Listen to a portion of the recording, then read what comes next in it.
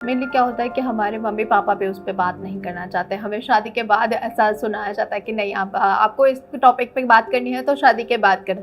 शादी से पहले इस टॉपिक पे बात करना हमारे लिए क्या सोसाइटी को भी पसंद नहीं आता। देखो कैसी बातें कर रही है या फिर कैसा पूछ रही है। तो इस तरह से लोगों की थिंकिंग है जो थोड़ा चेंज करने की ज़रूरत कहीं ना कहीं हमें महसूस होती भी है। और हमारे जहाँ पे लड़कियों को मतलब उनका पीरियड सिस्टम शुरू हो जाता है, देन फिर आपको पैड खरीदने के लिए भी आप पापा से नहीं बोल सकते। आपको खुद जाना पड़ेगा मार्केट। अगर पैड लाना है तो वो ब्लैक पॉलीथिन में ही आना चाहिए। इस तरह की टेंडेंसी आप जितना भी बना के जो समाज चल रहा है हमारा, तो उससे कैसे हटाया जा सकता है और उससे कैसे हम लोग निपट रहे हैं कि आगे आने वाले के लोगों को किस तरह से मोटिवेट किया जाए कि हाँ ये सोशल कॉज है, इसे हटाना चाहिए। सबसे पहले तो आधे से ज़्यादा पुरुषों को ये पता ही नहीं है कि पीरियड्स क्यों होते हैं। अगर उन्हें ये पता चल जाए कि period itself is a blessing, ये एक ब्लेसिंग है जिससे माँ, एक लड़की को एक पावर मिलती है कि वो माँ बन सकती है। उसके यूट्रस की वॉल्स हैं जो हर महीने निकलती हैं। अगर ये चीज़ समझ में आ जाए पुरुषों को और सही से डिलीवर किया जाए तो उस बारे में गलत तरीके से और रैप करके और खुद खरीदने से भी नहीं परेशान होंगे।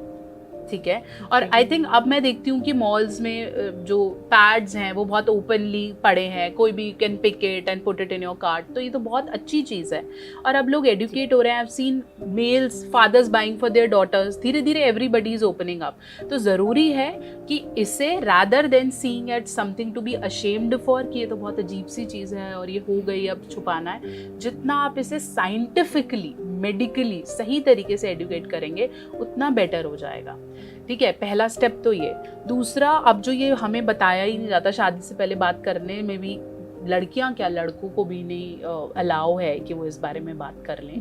तो ये बहुत स्ट्रेंज है। देयर आर सर्टेन पीपल जिन्हें लाइक सेक्स पता ही नहीं है एग्जैक्टली कैसे होता है। हाँ, उन्हें ये पता है मूवीज में देख के कि ऐसे पास आते हैं and something happens and then you get a baby and kiss happens, but exactly sex is so different and painful.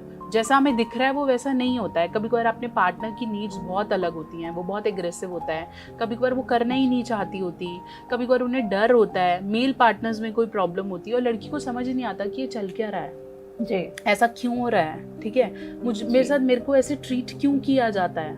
ठीक है, या फिर पुरुषों को समझ में नहीं आता कि ये वाइफ मेरे साथ ऐसा क्यों कर रही है, वो बार बार मुझे ब्लेम क्यों करती है, वो बार बार मुझे दूर क्यों कर रही है, वो मना क्यों करती है। फिर वहाँ से ट्रस्ट इशू स्टार्ट होते हैं कि शायद इसका बाहर है, ये ऐसे क्यों कर रहा है, और फिर वो मैरिज खराब हो जाती है। शादी से एक रात पहले आप किसी को कैसे प्लग एंड प्ले कर सकते हो कि अब तुम कर लेना।